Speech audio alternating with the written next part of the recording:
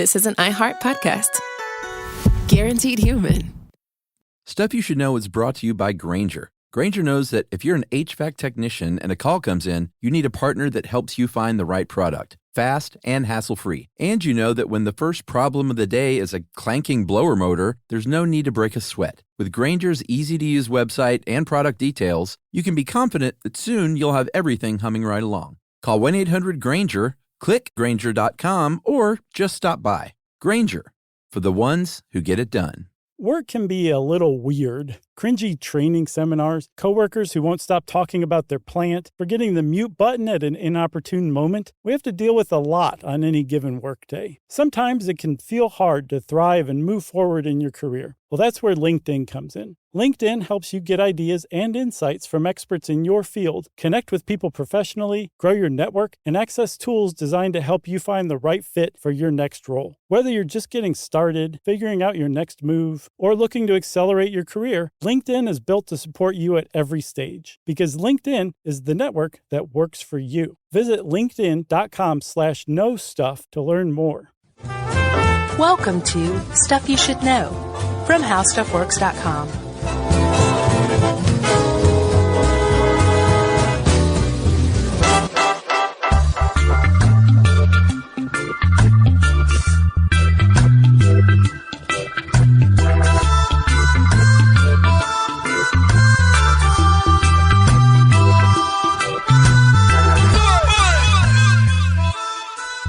Hey, and welcome to the podcast. I'm Josh Clark. There's Charles W. Chuck Bryant getting his demons out.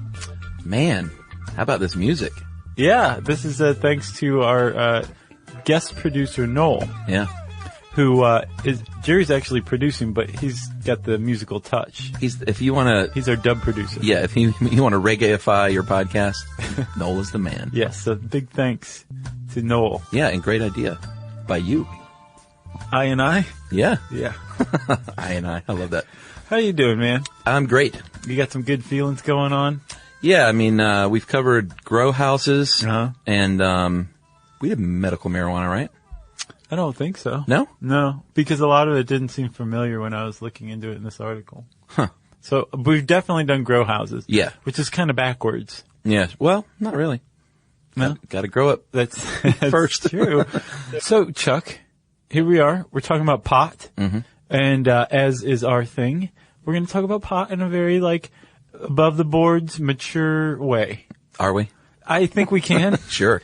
We've talked about some other stuff before. Poop. We've talked about poop plenty of times. Yeah, well, I think about booze. Every time we cover drugs, we like to cover the scientific aspects, the Sure. social ramifications. Right. How it's impacted culture. Yeah. Why would this one be any different? Well, and this is probably the biggest, It's the most ubiquitous, I would say.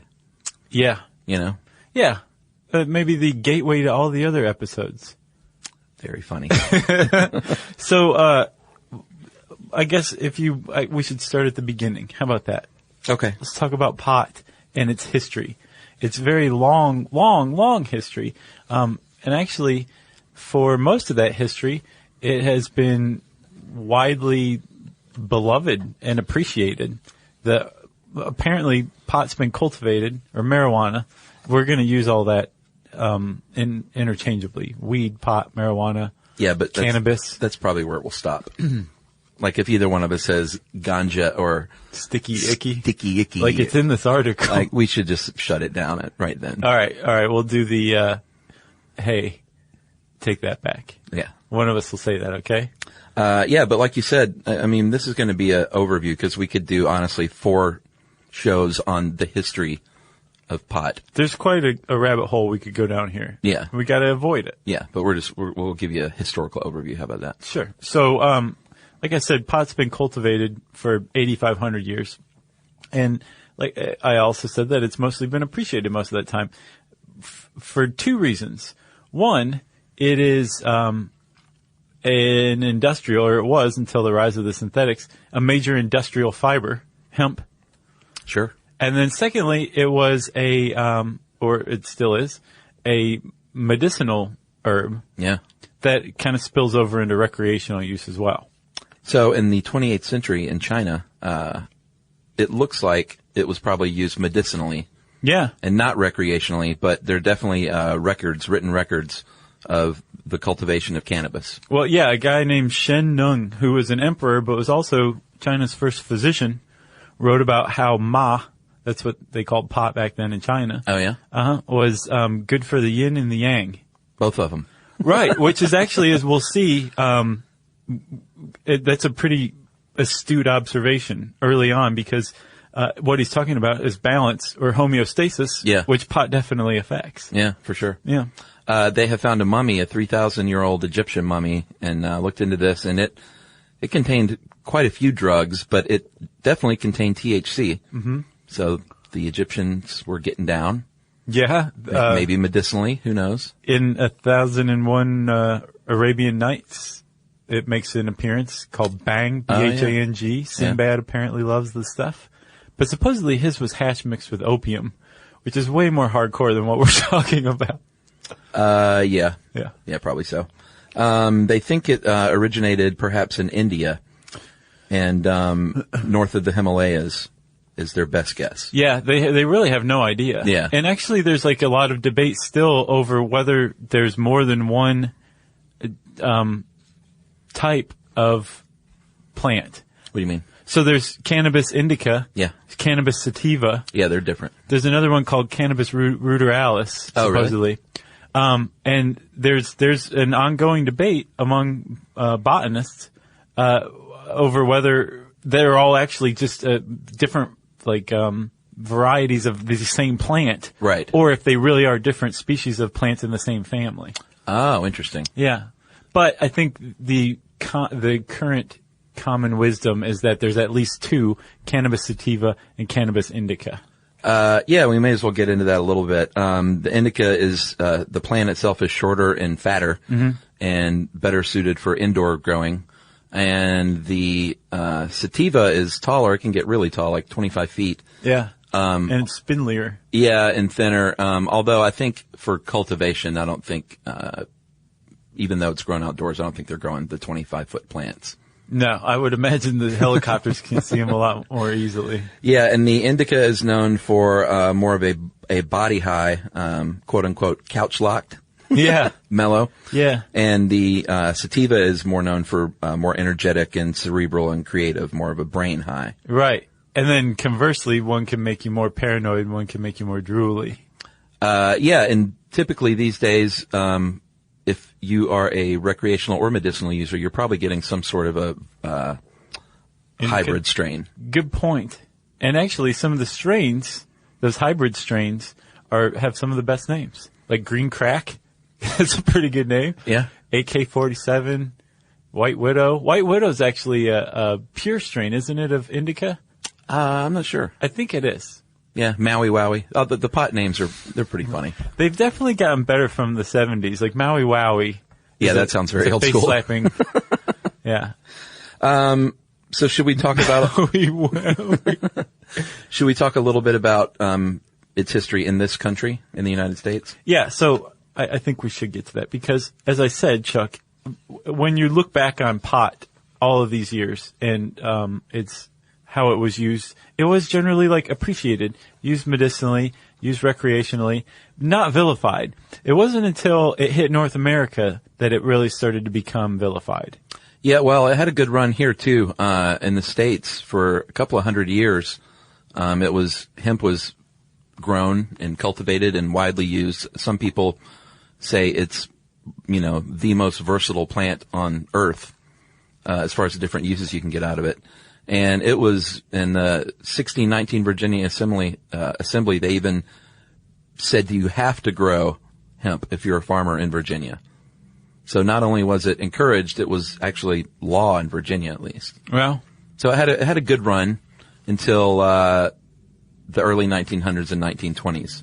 Well, what's interesting is back in this time, you remember that part in Dazed and Confused where the biggest stoner of the whole group is talking about George Washington, oh yeah, planting hemp all day and then comes home and smokes a big bowl of it. Yeah, Martha had it ready. It's not clear whether or not any of them were smoking pot, and it's entirely possible that they weren't. Sure, because the idea of smoking pot was lost to the ages for a very long time. Yeah, and the Greeks actually grew marijuana, but they didn't smoke it. They just used it for its fibers. Right. And it almost appears like they had no idea you could smoke it and it was psychoactive. So it's possible that our forefathers didn't smoke pot. Yeah. You know, and they were just growing it for industrial uses. And meanwhile, Native Americans were like, you guys are crazy. Rope is nice, but you know. Yeah. It can be both. That's right. In the early 1900s, the Mexican Revolution of 1910, this is one of the big turning points, because a lot of Mexican immigrants came to the U.S. and they were like, hey, you know, you can smoke this stuff. Right. It's pretty nice. And because, Mexican immigrants were sort of looked down upon, all of a sudden pot was looked down upon. Really? Mexican immigrants were looked down upon somewhere in the U.S. history?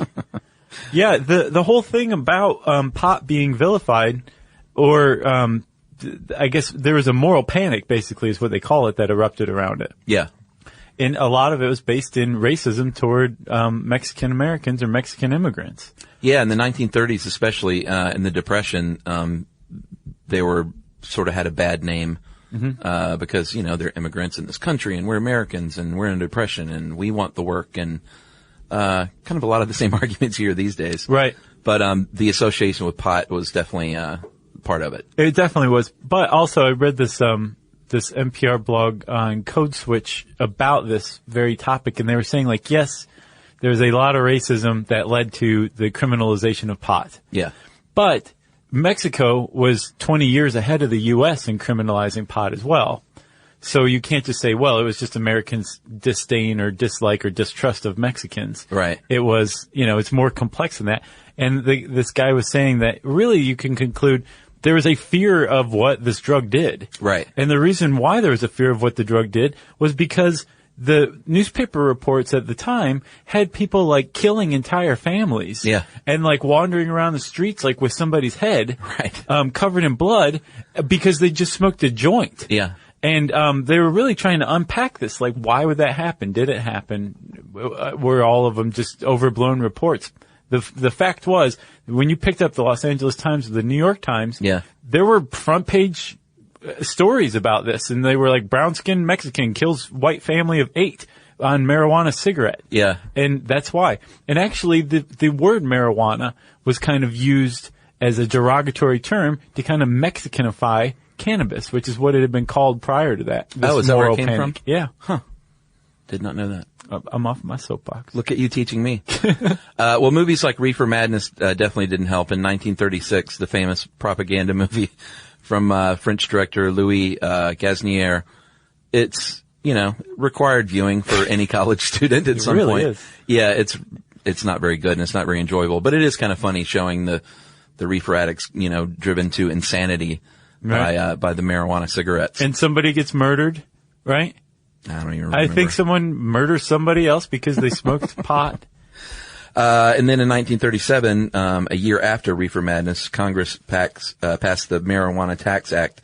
And this is basically where the tide turned and it was essentially criminalized, because it called for restricting, possession just to individuals who paid a tax. Which is like $1,000. For medical or industrial use. Right. So in other words, if you're just, you know, Sammy Pothead, you can't live that way anymore in this country. No, you would basically have to set up a shell organization, pay the $1,000 tax, and then you'd be able to import marijuana. But if you were caught with it, smoking it, you'd still get busted. Yeah. It was a big deal when that happened. And you can kind of lay all of this at the feet of one guy, a moral crusader who ran the Federal Bureau of Narcotics in the 30s, well, the 30s until the 60s. His name was Harry Anslinger. And he was the one who really kind of started this crusade against pot and got the government to turn against it, got the press to turn against it, and got the Marijuana Tax Act passed. Yeah. But even while this guy's like sitting there shouting like, all marijuana's going to kill us all, it's a horrible drug and it's as bad as it gets, there were studies, independent studies that were funded by the government that were showing like, you guys are kind of overstating this a little bit. Yeah, in 1944, Mayor LaGuardia of New York issued a report that basically said that it doesn't induce violence, insanity, or sex crimes. Yeah, and he was a moral reformer himself. Remember, Yeah. he went after the Minsky brothers from the burlesque episode. Yeah. So it's not like he was just some big pothead. Like, he was a moral reformer himself, and he still found this report. Yeah, that's a good point. That led to the sentencing laws over time have kind of waffled back and forth. Yeah. In the 50s, they were pretty strict because of the Boggs Act and the Narcotics Control Act. And that's when they started setting mandatory minimums for basically any drug, but including marijuana, of course. Yeah. Like, you would go to prison for a long time if you got caught with pot. Yeah, 2 to 10 years for a first-time offender in the 1950s. Getting caught with pot. Yeah. That's it. Any 10 amount, years. right? Uh-huh.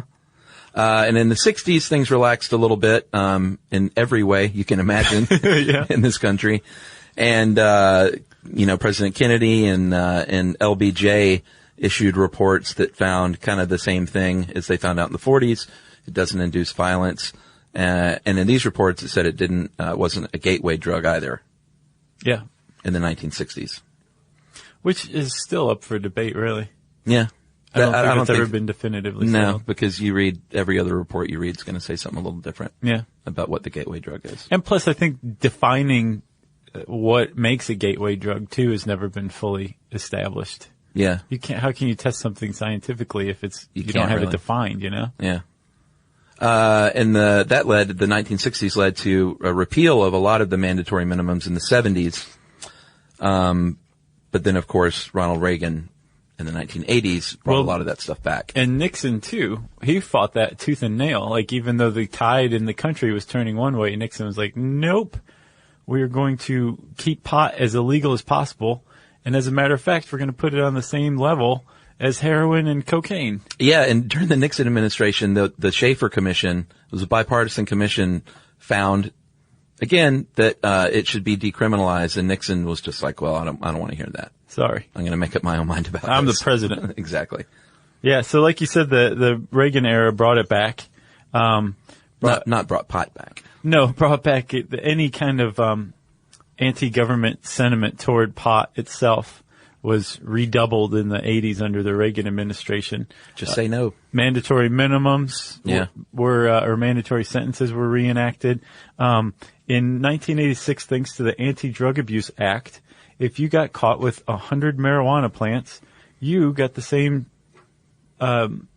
jail time as if you were caught with 100 grams of heroin. Yeah, that's interesting. Plants versus grams. It's sort of a apples to oranges comparison. Yeah, plants versus heroin. It's Yeah. like plants versus zombies. I know at one point, this is sort of off topic, but I don't know if they've changed it, but at one point they were sentencing LSD users by the weight. Right. And wasn't that the deal? Is like they would, like if you were an LSD dealer and you had 20 sheets of acid, they would weigh it. And they were like, well, wait a minute. You can't weigh the paper. That's like weighing the suitcase that the cocaine comes in. Right, yeah. And I think that's still the same, though, isn't it? I don't know, but I do know what you're talking about. And apparently, like, if you had it mixed in with liquid or something, like diluted into liquid form, they'd take the weight of all the liquid rather than the proportion of it. Yeah. I don't know. We could be like showing our gullibility for urban legend or not, but I know if that's the case. I don't know if it still is, but I know it definitely was. It definitely was? Yeah, because I saw like an HBO special on these LSD dealers that were basically serving like life sentences. Yeah. For dealing acid. Yeah. Right alongside murderers and rapists. Yeah. Yeah, we'll have to check into that. And people who were caught with pot in the 30s. That's right. So pot these days, cost-wise, varies a lot depending on quality. Obviously, it ranges, I love that in this article it says $1.77 to $17.66 per gram. Right. I'd like 1 gram of marijuana, please. Yeah, that's interesting. But these days you can expect to pay, for, what people consider good marijuana, about $120 for, a quarter bag, which is a quarter of an ounce. Right. Which is 7 grams, right? Because there's 28 grams in an ounce. Yeah, I think between 7 and 8 grams. But, it depends on if the dealer likes you. Exactly. Yeah, but that's generally how it breaks down is, you have it by the pound, which is, the pot, dealer, I guess. Mm-hmm. And then they break it down into ounces and then to quarter bags and dime bags and whatever people can afford, I guess. Well, it's funny because in the state of the country right now, like you can take dealer and dispensary and basically flip them and interchange them, and no matter what you're talking about, it's virtually the sentence is going to remain unchanged, basically, you know, because the marijuana dispensaries are following like basically the same format that marijuana dealers in this country have for decades, you know. What do you mean, like pricing and? Yeah, the pricing, the way it's sold, by weight. Oh, sure. Like I think you still buy like quarters and half ounces and ounces and stuff, which makes sense, but they're also getting a lot of this stuff from people who are growing it indoors in their basement, and it's like, now they have licenses for all this, but it's basically like all the people who were doing it illegally before, or some of the people who were doing it illegally before, went and applied for licenses, and now they're doing the same thing, but they just have like a license to do it in a frame on their wall. Yeah, in dispensaries, you're going to find a lot of other things, like edibles. Yeah. And they even have now cannabis strips, like, the little Listerine breath strips. Oh, yeah? They have little cannabis strips. It's just a little edible strip of concentrated cannabis. Huh. And I guess you put it under your tongue, and that's better for your lungs, I would imagine, if you're a cancer patient or something. Yeah, and we'll talk about that in a little bit. Let's talk about the plant itself, Chuck. Okay. Maybe the most recognizable plant. That leaf, you know? Yeah, which is, here's a little fact for you. The botanical description of the way that marijuana leaves are arranged is groovy. It's called palmately. Uh-huh. Like the palm of a hand with 5 fingers outstretched. Yeah. That's the pot leaf that's you can find on lighters and baseball caps at gas stations. Yeah, exactly.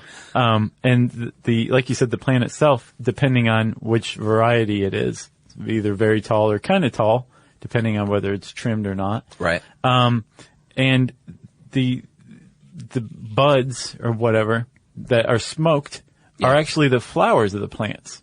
Yeah, the flowers of the female. Which apparently that's sensimilla. So the definition of the word sensimilla are female flowers that have reached maturity without being pollinated. I can't hear that word without thinking of Caddyshack. What? I don't remember that part. Bill Murray, little California sensimilla. Oh, yeah. Yeah. So that's what that means? Yes. Interesting. That's the term sensimilla means. So basically, unless you're like 14, if you're smoking pot, you're smoking sensimilla. Okay. So yes, the term sensimilla means pot. Okay. The pot that's smoked. Although the male flowers do have some THC, it's just far, far less of female than female. Yeah. As a cultivator, males are not what you want. In fact, males can disturb the cycle of the female plants. So the goal of the cultivator is to get the male out of there as quickly as it can be identified, basically. Yeah, and weed's actually a good moniker for pot because it spreads very easily. Their pollen is like 24 microns, which apparently is very easily windborne and goes very great distances. Yeah. There's very few obstacles to pollinization. So if you have female plants and you have what you suspect to be a male plant anywhere nearby, you want to get rid of the male plant. Right. And then tell the officer, they must have just blown over here and taken root, sir. Right. These 100 plants in my backyard came from my neighbor. Right. Their pollen is 24 microns. Come on. Yeah. He says, tell your story to the judge, my friend. Right. There are about, we should also say there are hermaphroditic plants. Hermaphroditic plants. Oh, yeah? That feature both male and female flowers. Those are probably a mess. Yeah, I think that. Or maybe that's a good thing. I think that's like a lot of hybrid ones are hermaphroditic. Oh, okay. Yeah. Well, there are hundreds of chemicals in the marijuana plant, 109 of which are cannabinoids. About 33 are cancer-causing, and we'll get to that stuff later, too. But ironically, they also are cancer-killing, some of them. It is an odd plant. Yeah. But we're going to get to all that stuff too, right? Okay. And your THC is really the main psychoactive ingredient. What's the long name for it? Delta 9 tetrahydrocannabinol. That is THC. That is what the high that you're seeking, it lies within that chemical. Yeah, and actually, you can point to the part of the plant where it is. if you've ever seen a marijuana plant and it has kind of this hazy appearance from far away, and you get up close and you realize that haze is actually made up of a bunch of little clearish, sticky protrusions coming off of the leaves. Those are called trichomes, and that is where the THC is stored. That's right. And depending on the plant and the variety and how it's grown and when it's harvested and the genetics and how you process it, that's all going to affect the THC level. And as a cultivator, your goal is to have the THC level as high as you can get it. Yeah, that is up for debate as well from what I've seen. They're apparently they're just going higher and higher and higher as far as THC content goes. And there's a lot of recreational pot users and medicinal pot users who are saying like too much, dude. Like Louis C.K. has a bit about how when he was in like in the 70s, he could smoke like a whole joint and be like totally mellow or cool. Now he's saying it takes like one hit and you go totally insane. And apparently there is like a point where it's just like that's too much. Well, Louis C.K. can afford better pot these days too. Right. No, but you're right. It all depends on the end user, what they're into. Sure. But generally speaking, the cultivator wants to deliver the most bang for the buck. You would think so, sure. So Chuck, let's figuratively smoke some pot and follow it through the body. Okay. Okay. You know what? We probably shouldn't do this ourselves. No. We like our jobs. Exactly. Yeah. And we might be fired for even figuratively smoking pot. Well, yeah, and who wants to? Let's get, how about that scruffy looking guy? Farmer Ted. Yeah, he's, look at him, he's game. So a lot of people don't know this, but we have a friend named Farmer Ted who has the very strange, characteristic of having entirely translucent skin. Yeah. He's kind of like the Invisible Man or something like that. Yeah, and what better person than to follow the trail of THC in the human body than one you can actually see? Yeah, because the rest of his organs or anything aren't translucent. It's just his skin. Yeah.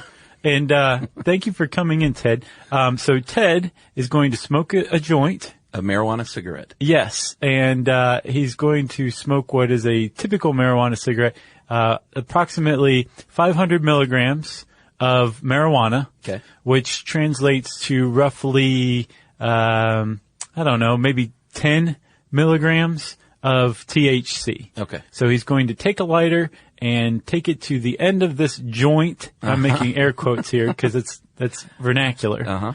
And the THC is going to be burned and carried into his lungs. So Farmer Ted is kind of high already. Yeah. The THC in the smoke is carried to the alveoli in the lungs, and the alveoli is where gas exchange occurs. It's where your oxygen-deprived blood comes to get a refill of oxygen to be replenished. And since there's THC smoke present in that oxygen in the lungs, the THC is going to hitch a ride into the bloodstream and travel through the body. Yeah. So it just takes seconds. Yeah. One of the places it's going to go is the brain. And when it hits the brain, it starts doing some pretty funky stuff. That's right. We could ask Farmer Ted how he's feeling right now, and he'll probably say... Yeah, he can't talk right now. He might say that my eyes are dilating and the colors are a lot more vivid. Yeah. I'll be hungry soon. I'll be hungry soon. My other senses are enhanced as well. But hold on. I'm starting to feel a little paranoid. Yes. Let's get into this. Let's get into how pot affects the brain, because it is pretty gosh darn interesting if you ask me. Yeah, and this is how the physiological effects, the end user might have different reactions depending on, it doesn't make everyone paranoid necessarily. No, and I really looked into it hard to find out why some people are paranoid and some people don't. Part of it is, there's two things. One, and I didn't find anything definitive, which I'm sad about, but the two things I came up with is, one, it depends on the pot. Sure. If there is a difference between indica and sativa, the prevailing wisdom is that if you smoke indica, you're going to be less likely to be paranoid. Okay. The other reason is it would depend probably on the existing brain chemistry of the user. My brain chemistry is not the same as yours. Right. And neither one of ours is the same as Jerry's. So of course, when we introduce a psychoactive chemical into that chemistry, it's going to affect it differently. Yeah. So that's what I came up with, basically. I wonder if one of the reasons indica is less likely is because that's the couch-bound one, and you're less likely to be paranoid sitting on your couch rather than the more active one, like smoking and going to the Renaissance Festival. Where you'd be freaked out, stone sober. where you'd meet John Strickland and he would mess with you if he found out you were stoned. Anyway, I'm curious. It makes sense. Yeah. I've also found there's recent research that shows the cannabinols. Yeah. There's a precursor chemical to them that's called cannabidiolic acid, CBD. Right. And CBD has been found that to actually counteract the schizoid effects of pot, like the stuff that makes you paranoid, that symptom. If you smoke a pot that has a higher CBD to THC ratio, maybe it's even or something like that, the CBD is going to cut down on the schizophrenic symptoms while leaving like the rest of the stuff intact. Oh, interesting. Isn't that weird? Huh. So I wonder if indica just by nature has a higher CBD content. Yeah, maybe so. You know? There are people that know this. Okay, so back in the 60s, there was a researcher, his name escapes me, who started looking into what the heck made pot make you loco. Right. Right? And he found THC. So THC was isolated in the 60s. And from that, they reverse engineered how THC affected the brain and effectively discovered an entire system that we didn't know existed thanks to pot research. It's called the endocannabinoid system. And it's a very ancient system that's found in everything from sea squirts to every vertebrate on the planet. Did you just say us. sea squirt? Sea squirts. Very primitive animals. All the way up to us. Well, I know that I didn't quite get the endocannabinoid part, so take it away. Okay, so I know it works backwards. yes, that's a very important point. So you know when we do anything from our brain says grab coffee mug, Right. to us thinking about how we're feeling at any given point. All of that is based on the transmission among neurons, right? Yeah, we've covered that a lot. Yeah. The neurotransmitters kind of cover that gap between the neurons and deliver the message. Right. And then depending on where the neurotransmitter is and what chemical has come across, then different things happen, right? Well, the endocannabinoid system is this kind of dimmer switch that is around all neurons that works backward to kind of say, whoa, let's not pump those neurochemicals out as frequently or in as much abundance. Right. And the whole point of the endocannabinoid system is to maintain homeostasis, or good for your yin, good for your yang. That's right. Isn't that weird? Yeah. Okay. So when you smoke pot, your endocannabinoid system, which has receptors all throughout the body. There's CB2 receptors, which are mainly associated with your immune system. Yeah. And then CB1 receptors are throughout the brain. And when you smoke pot, the cannabinoids, the phytocannabinoids, which is THC in this case, go into these regions of your brain and stick to your brain, to your endocannabinoid receptors. Yeah, they basically just kind of hijack the system. So the systems that the endocannabinoid receptors are meant to regulate are no longer being regulated by our body's endocannabinoids. They're being hijacked by THC, which is not subject to our body's whims and all that. We just basically have to ride that snake out until it's over. So you end up with all of these different weirdo symptoms that you normally wouldn't have, which is basically the result of your endocannabinoid system going haywire because it's been hijacked by THC. Right. So like your hippocampus. Yes. We've talked about that. That's good for learning. Yeah, it is. And when the endocannabinoid receptors are full of THC, you're not learning or making memories as well as normal. Yeah, we're talking short-term memory. It definitely impairs that, and that's why if you've ever hung out with a bunch of potheads, you'll hear the phrase, what were we just talking about? Quite a lot. Yeah. Because it's going to affect the hippocampus in that way. Yeah, you're not forming memories. It's also going to affect your coordination, which is the cerebellum, so you may be a little clumsier. And then you have the basal ganglia, and that directs your unconscious muscle movements. Yeah. So the reason Farmer Ted is paranoid, he doesn't like that plant looking at him the way it is. Right. He's paranoid because his basomedial amygdala has been affected. Its endocannabinoid receptors have been hijacked by THC, and it's this region of the brain where we learn to fear dangerous situations. Farmer Ted is learning to fear things he normally wouldn't fear. Right. Because the endocannabinoids that the body normally makes are not operating the way that they're supposed to be. So he's now afraid of that plant. Now, aren't the endocannabinoids the same system that they have finally pinpointed the munchies? Yeah. Or activates the munchies? Yeah, in your hypothalamus, your ghrelin production. Remember ghrelin? Oh, yeah. It's that chemical that makes you feel hungry, so you go eat. Your ghrelin production and absorption is mediated by endocannabinoids in the hypothalamus, which gets hijacked by THC, which suddenly all food looks irresistible. Yeah, and which is why it is prescribed for people going through chemotherapy and other things, because they lose their appetite and lose a lot of weight. And aside from helping to stem nausea, it also will stimulate the appetite. Yeah. So that's the endocannabinoid system, and that is how pot affects it. I feel like a ta-da. Yeah, we left out the biggest part. It also causes a release in dopamine, which is what makes you feel high. Sure. Any euphoric feeling comes from that release of dopamine, but it's also possible that any paranoia or those schizoid symptoms that come along with it are from too much dopamine. Right. So that too high a release of dopamine can lead to feelings of paranoia and anxiety.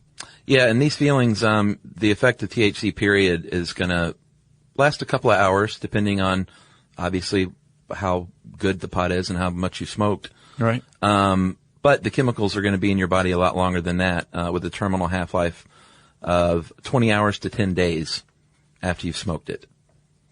So, if you get, if you're one of the, how many percentage of companies drug test? 57%? 50-something, 53 maybe?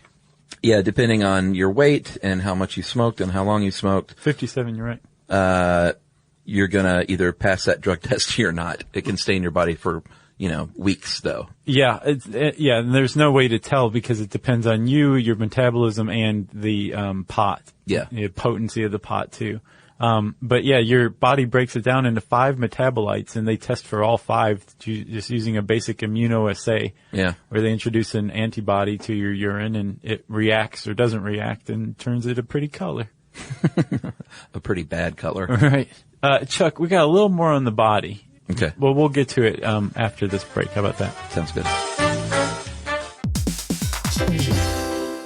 Hey, everybody. I want to talk to you a little bit about Tide Evo because it represents over 10 years of innovation and product development. Tide Evo is a first-of-its-kind technology where tens of thousands of minuscule fibers are spun together to form a 6 times powerful layer packed with scrubbers, brighteners, pre-treaters, and fresheners. And that's going to deliver a breakthrough clean that's so powerful, it feels like magic. Yeah, it is kind of like magic. Tide Evo is revolutionary. A 100% concentrated, waterless laundry tile that's made of compressed microfiber soap layers rather than liquid or powder. And it's not like pods or sheets because it uses 6 layers of detergent fibers to deliver superior cold water cleaning without plastic packaging of any kind. And it provides a mess-free, lightweight solution that dissolves lickety-split. So whenever you run into a laundry challenge, turn to Tide Evo. It's revolutionary. It's magic. Try new Tide Evo. Real laundry magic.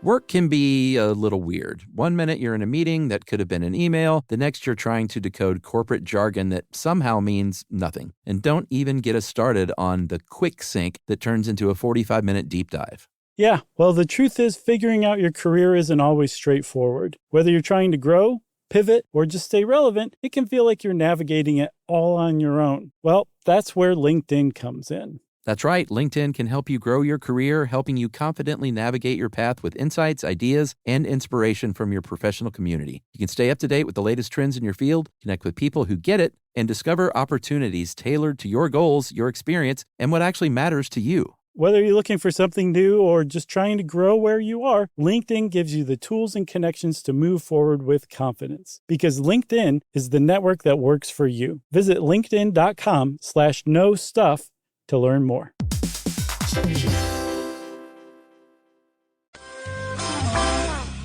Okay, Farmer Ted, stand back up. Let's abuse you some more. Although he seems like he's enjoying it. He's a little cooler now. Yeah. He was petting that plant a minute ago. I think So they made made up. Yeah, Good. So if you can see his liver right here, right there. So Farmer Ted is going to eat some pot this time. Okay. So what's going to happen? He's ingested pot orally, one way or another, whether cooked in a brownie or just eating the pot. Sure. And the body's going to take this and break it down, metabolize it, and send it to the liver. And when this happens, the THC is going to hit the bloodstream. Yeah. In the stomach anyway, so he's going to get some sort of buzz or whatever. But in the liver, he's going to metabolize it into another psychoactive chemical that isn't really present when you smoke it. So the effects aren't quite as pronounced, but they last longer, and there's an additional weirdo thing to it. Well, it's going to take longer, but last longer. Mm-hmm. And the effects of it. Yeah, exactly. Yeah. But there's also the extra psychoactive chemical that's produced in the liver that's not really produced when you smoke it. Yeah. And isn't that weird? It is weird. And it's also the reason why new young travelers to Amsterdam, want to try their first pot brownie. And they don't think it's working. Then they try another one. And this is the ones you see, like, sitting alongside the canal, like, rocking themselves. Yes, because it takes a little while. It does. When you ingest it via smoke, it's almost instantaneous. When you ingest it by eating it, it's going to take a lot longer. That's right. So, I guess we should talk a little bit about whether or not it's addictive, because that's another raging debate for years and years. Yeah. How addictive is pot? There are all kinds of studies that contradict one another. Mm-hmm. And I think it's one of these things that probably comes down to the person somewhat. Yeah. If you have that addictive personality. Mm-hmm. But they do see effects of pot cessation, irritability, anxiety, depression, maybe sleeplessness and insomnia, restlessness. And that's if you quit the pot after having been a user. And it's, psychologically addictive like any drug.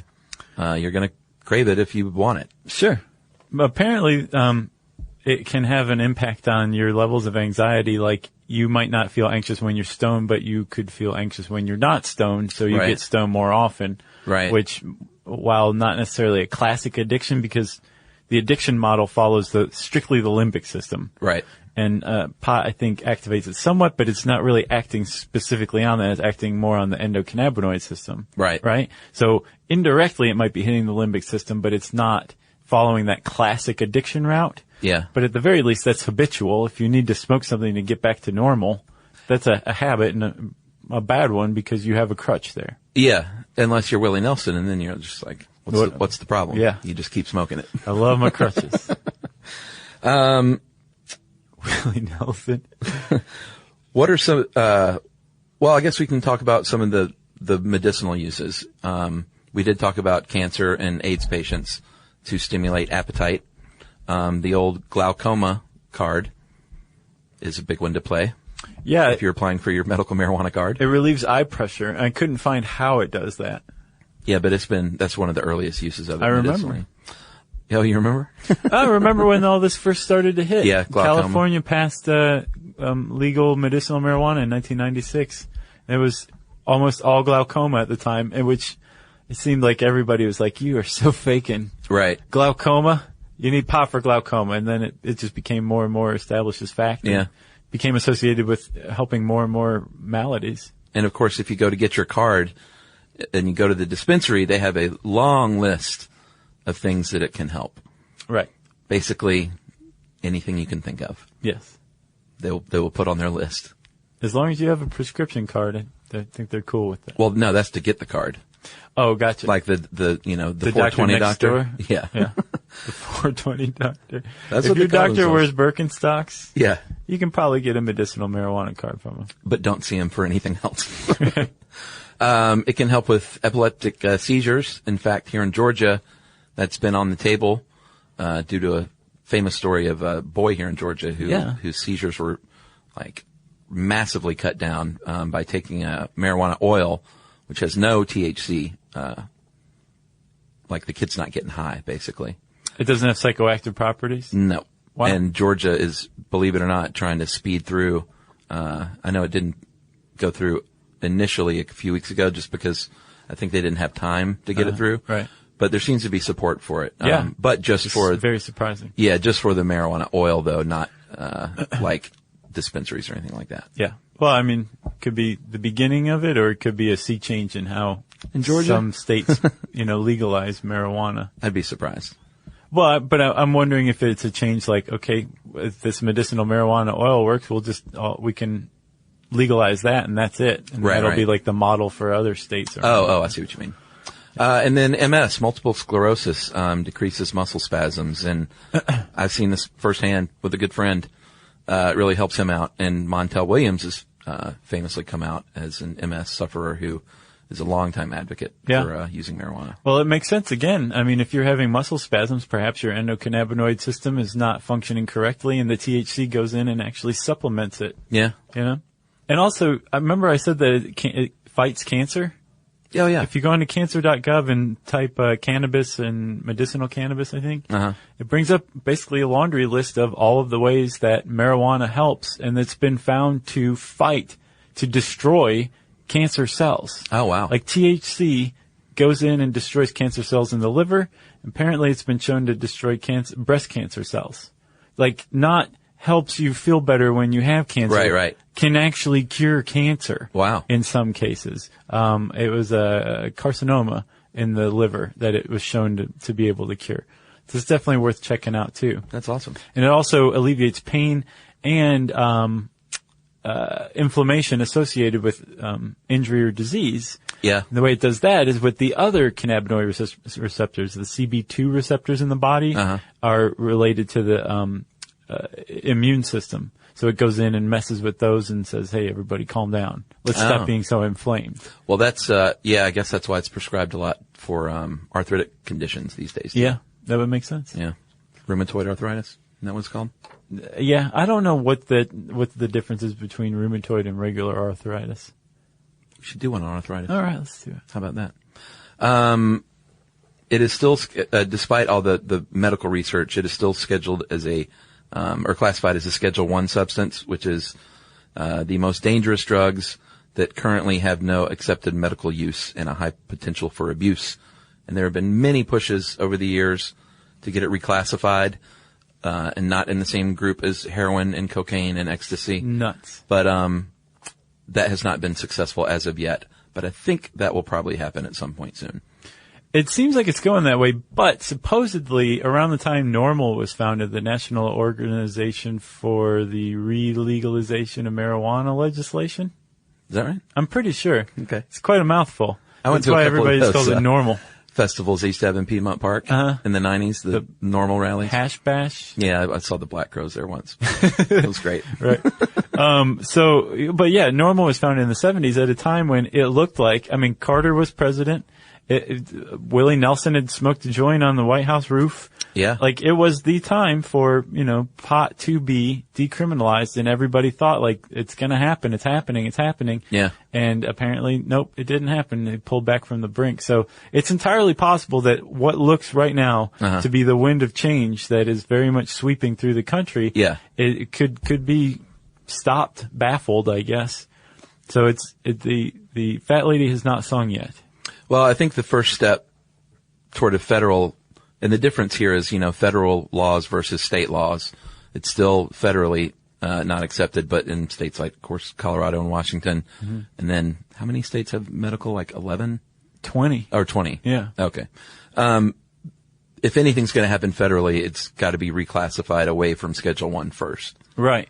So until that happens, you're probably not going to see any federal laws enacted. No. Or repealed. And we should say the mood of the country right now is about split a little bit in favor toward pro pot. Yeah. So like in Washington and Colorado, both votes were like 55-44, 55-43, something like that. Yeah. And a CBS poll from 2014, I think in January, found about the same. 55% of Americans favor legalizing pot, opposed to like, I think 43%. Yeah, so it's clearly moved out of, just the hippie stoners at the NORML rally into people supporting that kind of legislation that don't even use marijuana, because there is a groundswell of support that, hey, it's not a Schedule 1 drug. It's not a Schedule 1 drug.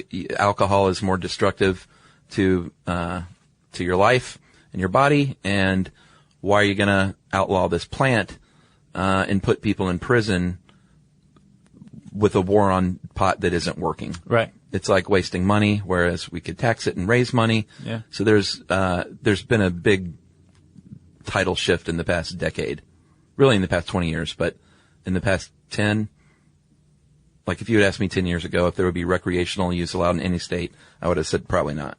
Right. But here we are with Washington and Colorado. Here we are. Like where you can grow it, you can buy it and have, I don't know how much, but I think you're allowed to have a certain small amount, right?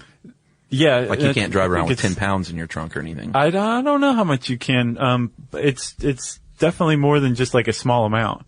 Yeah. But and you can just literally go to the store and buy pot. And there's actually an awesome New Yorker article called Buzzkill from late last year. And it's about this economist that Washington State hired to basically create the framework for their legal pot industry. Like the economic model? Yeah. And like on a macroeconomic level and a microeconomic level, he's like, whether you like it or not, you're going to be competing with dealers still. Sure. And so you want to make your tax money, but you don't want to make so much that you price yourself out of the market and the black market stays open. You want to get rid of the black market by basically competing against them, competing them out of business. Right. And there's just all these different factors that this guy like was kind of laying out, and it was really interesting. Buzzkill. I'll have to check that out. Yeah. All right, let's take another break here, and then when we get back, we'll talk a bit about the potency of marijuana over the years.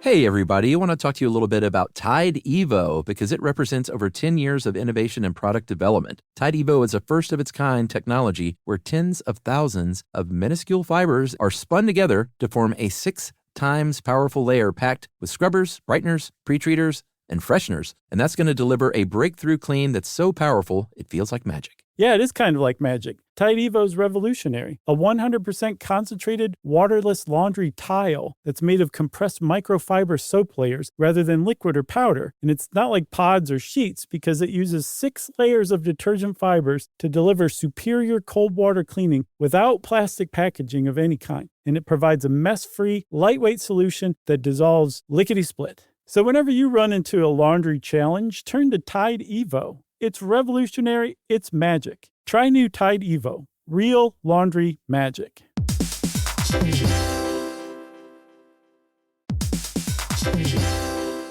Work can be a little weird. One minute you're in a meeting that could have been an email. The next you're trying to decode corporate jargon that somehow means nothing. And don't even get us started on the quick sync that turns into a 45-minute deep dive. Yeah, well, the truth is figuring out your career isn't always straightforward. Whether you're trying to grow, pivot, or just stay relevant, it can feel like you're navigating it all on your own. Well, that's where LinkedIn comes in. That's right. LinkedIn can help you grow your career, helping you confidently navigate your path with insights, ideas, and inspiration from your professional community. You can stay up to date with the latest trends in your field, connect with people who get it, and discover opportunities tailored to your goals, your experience, and what actually matters to you. Whether you're looking for something new or just trying to grow where you are, LinkedIn gives you the tools and connections to move forward with confidence. Because LinkedIn is the network that works for you. Visit linkedin.com/knowstuff to learn more.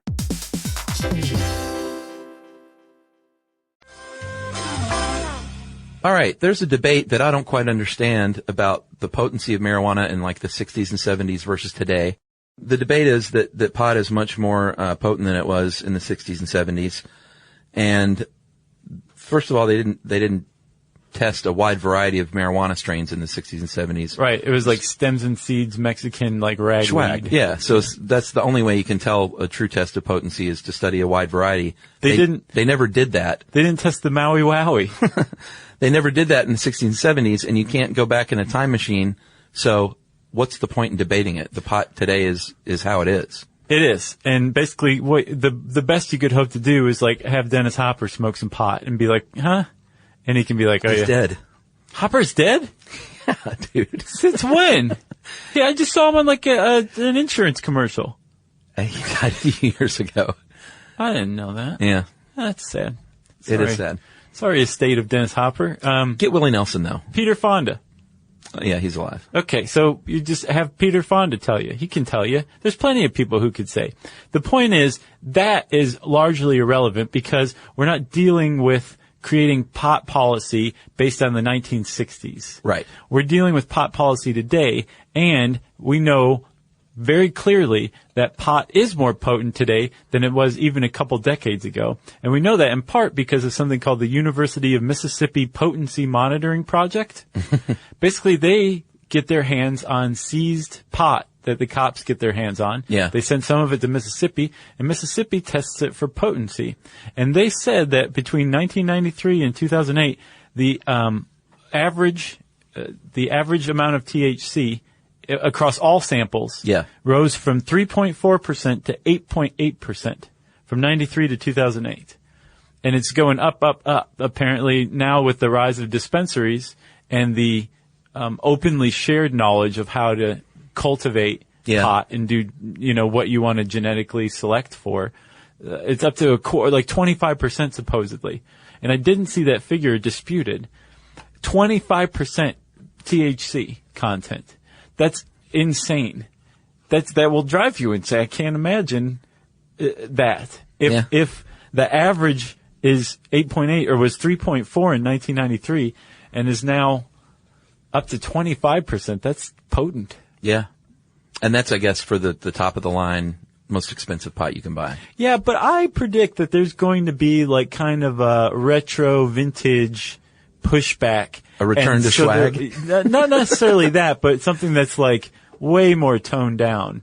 Or it'll be like marketed to people who don't want like that level of a high, I guess. Yeah, like 70s weed. Yeah, that's all they have to do to market it. Yeah. Green leisure suit or something like that. Yeah, boom, success. Although I don't know if anybody would want to go back to the 70s because I think it really was very low potency, comparatively speaking. Yeah. All right, should we cover some of the ways that it's smoked? Well, I already covered the joint, right? Yes. That's what Slim had. Slim had the joint. I do know that Slim happens to prefer the blunt. Oh, yeah? And that is a cigar that is sliced open and tobacco's taken out and generally mixed back in with some of the pot. And it's oh, is that right? Yeah, it's called a blunt.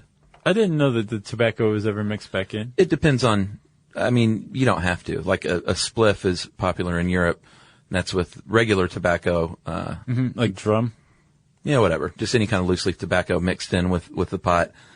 Yeah, I think the blunts usually, they take most of the cigar tobacco out. I think you're probably right. And then you don't even need to buy a cigar now. They have blunt wrappers, like basically cigar rolling papers. Oh, really? Yeah, and flavored ones too. Yeah, I've heard of those. Interesting. Man. You can have your just traditional pipe. If you go into any head shop, you're going to find a big variety of all sorts of handmade glass pipes. Or remember the brass ones with the little kind of tie-dye plastic thing in the middle for holding because the brass would get so hot apparently? No, I don't remember that. You don't remember that from the 90s? Like, did you go to Lollapalooza? Yeah, I went to Lollapalooza. Well, then you saw those things. Okay. I remember the first time I smelled pot, it was at a concert. Yeah? And I think it was like 13. And it was such a foreign. I think I've talked about this on the show. I was just like, what in the world is that? It's like, I've never smelled anything like that in my life. Right. It's like someone burning a spare tire or something. Yeah. I'll bet. And then you've got the bong, or water pipes, and that uses water to I guess cool down the smoke. Right. And I remember that from the Scott Baio after school special, Stoned. Did you ever see that one? No, I saw Zapped. That was a regular movie. But he was growing pot in that one. He and Willie Ames he? were growing it at school. Yeah, and Stoned was one of the classic after school specials where he was a pothead that ended up accidentally killing his brother or something. Like he went swimming and knocked him on the head with the oar of a boat by accident. Oh gosh.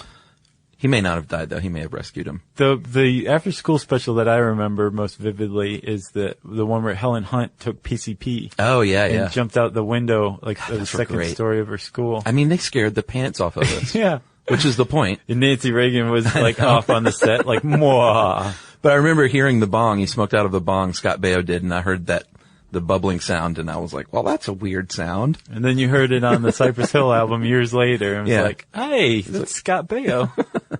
And then, of course, we talked about the edibles, and vaporizing, which is like all the rage these days. Yeah, and I imagine it just hit me the other day. I'll bet everyone who smokes pot uses e-cigarettes as like little vaporizer one-hitters, don't they? Some do. I would imagine so. Yeah. In fact, you can buy like pre-made cartridges of like hash oil and things to stick in your little e-cigarette. I know they sell those in Colorado. Stick that in your e-cigarette and smoke it. But we should point out, we say kids these days and teenagers, although marijuana use in teenagers has escalated over the years, you can't pin it down to one demographic. I think you would be surprised if everybody who smoked pot on a semi-regular basis was outed about who you would see. I've heard stories from friends whose fathers were like CEO executives and they had cannabis clubs where all the other CEOs that they were friends with like grew their own specialty pot and traded it among each other. So a wide range of people use it. Although the vast majority supposedly, I don't know if vast majority is right, although according to polls or surveys, the vast majority are teenagers followed by post-teens. Yeah. But in between 1992 and 1999, marijuana use among teenagers doubled. Yeah. And you know what? I lay that almost exclusively, at least at first, at the feet of Dr. Dre and Snoop Dogg. You think so? I put it out there, yes. With the Chronic? Absolutely. Yeah, that was a great album. 1992. Yeah, when I hear that album, I think of Street Fighter 2. Did you play a lot of that then? We would sit around in college, listen to the Chronic, and play Street Fighter 2. Yeah. It was a good album. It was a great game. I never really played Street Fighter. Oh yeah, they were really good. So I found a study here. I have to interject one other thing. Okay. Have you seen the YouTube of Mike Tyson clips set to Street Fighter sound effects? No. It's pretty awesome.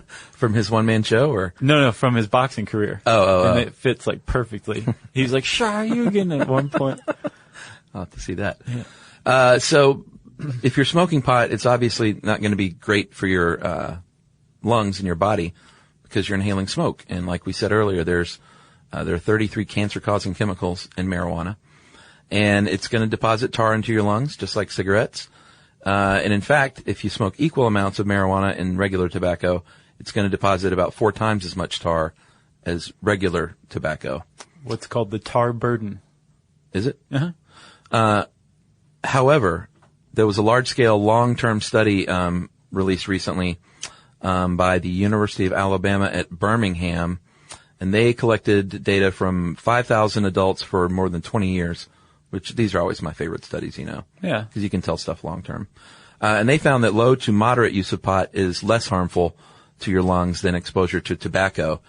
And I think it's, they measured airflow rate, which is the speed which you can blow out air, and then lung volume, which is the amount of air you can hold, in your lungs. And they found that with tobacco, there's a 1-to-1 relationship. The more you lose, the more loss you have lung-wise. And with marijuana, up to a certain rate, it actually increased the airflow rate. Huh. And their rationale was that a cigarette smoker, like a moderate to heavy smoker, is smoking 20 cigarettes a day. Sure. Whereas no one's going out there and smoking, well, that's not true. 20 joints a day? Yeah, but it would be probably less than that because it's more concentrated. But you don't see people smoking 5 joints a day either. Unless they have, right. They're Willie Nelson, or right. Snoop Dogg. I'm sorry, Snoop Lion. Is he still on Snoop Lion? I think so.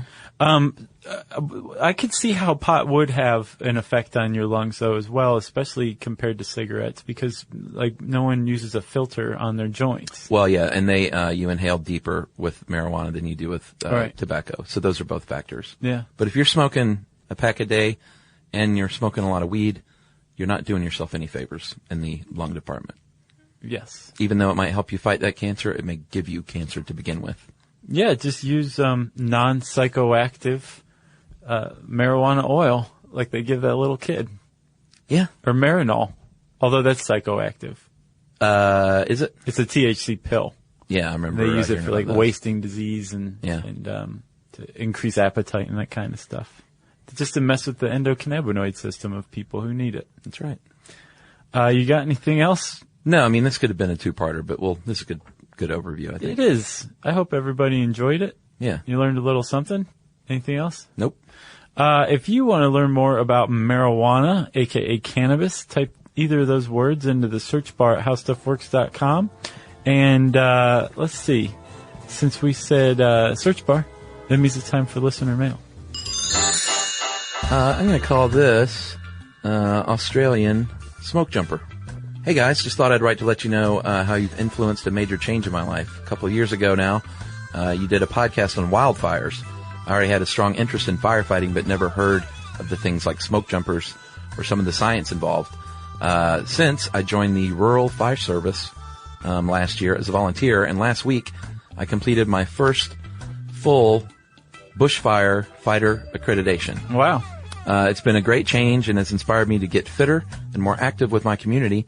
I'm now working towards getting fit and fast enough to be a smoke jumper, which we call RAFT units in Australia, Remote Area Fire Task Force. So thanks, guys, for giving me the inspiration and drive to get out there and challenge myself. Couldn't imagine doing anything else in my spare time now. As always, love the show. You keep me mildly distracted through my slow days at work. And that is Andrew from Australia. Nice. Thanks a lot, Andrew. Congratulations. Yeah, keep it up, buddy. It's pretty cool work. Agreed. Be safe out there. If you want to let us know about any life achievements or successes that you'd like to celebrate by sharing them with us, we want to hear about them. We are all over social media. You can find us on Pinterest, Twitter, Instagram, Facebook. Just search Stuff You Should Know, SYSK, Josh and Chuck in your favorite browser, and it should bring one or all of them up, right? Yeah. And you can send us an email to stuffpodcast@discovery.com. And as always, go hang out at the coolest place on the entire web. That is stuffyoushouldknow.com.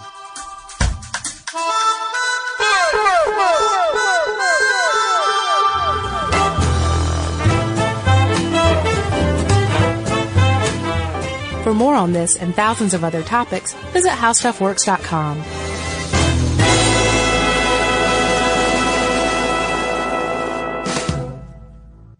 Introducing the all-new Mazda CX-5, featuring more connection, Hey Google, where's the nearest Pilates class? safety that has your back, more discovery on the scenic routes, more passion in the details, and more control in changing weather. The all-new Mazda CX-5, more to move every side of you. See it in 5 films at MazdaUSA.com/5sides. Google is a trademark of Google LLC. Sequences shortened and simulated. You know, you could be adored by everyone and still completely ignored by your cat. Trust me, I know. But if you feed your cat Sheba, you can go from being ignored to truly adored in 12 days guaranteed or your money back. Sheba has a full menu of products, appetizers, entrees, treats, even a kitten's menu. It's so cute. So Sheba has a product for even the pickiest eater. Like Sheba Puree, it's made with bone broth, they are chef-inspired flavors, it's got a smooth and creamy texture that cats love, and contains no corn, wheat, soy, or artificial flavors. It's food that your cat's gonna love. To learn more, check out Sheba.com. That's SHEBA.com. This is an iHeart podcast. Guaranteed human.